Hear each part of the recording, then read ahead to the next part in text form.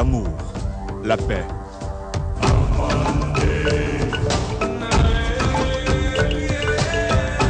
Des hommes et femmes qui construisent, édifient et décident.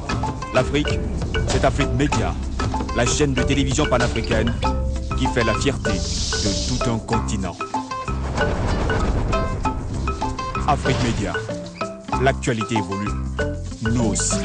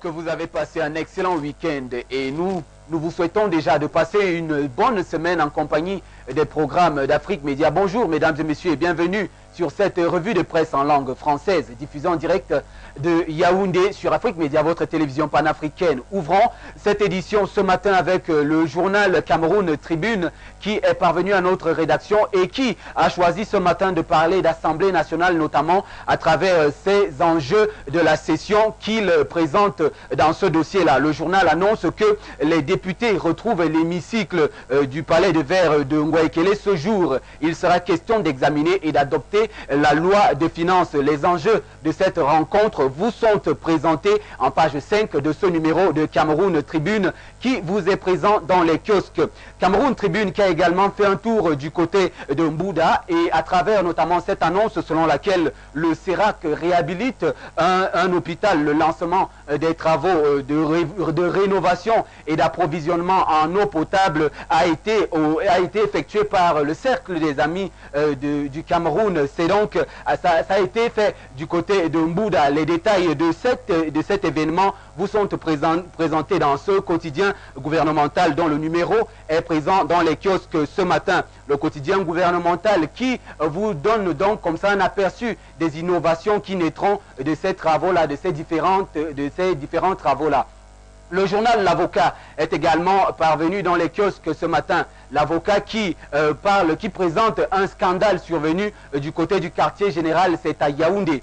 Un militaire bastonne les colonels, c'est donc le titre qui permet à l'Avocat ce matin de parler de ce soldat-là, le soldat de première classe, Chaud Martin, qui est champion de boxe en Égypte et en Tunisie et qui leur reproche d'avoir tenté de le traiter de fou en le transférant à l'hôpital Jameau. Les dessous de l'affaire vous sont donc livrés en page 3 de ce numéro de l'Avocat qui est présent dans les kiosques ce matin. L'Avocat qui parle également ce matin des 30 ans de renouveau de Paul Biya, notamment à travers cette liste des barons et hauts dignitaires de l'État camerounais qui ont tenté de noyer le renouveau. Qui sont-ils? Qu'ont-ils fait de concret? Que leur reproche l'Avocat ce matin? C'est à découvrir dans les colonnes de ce journal.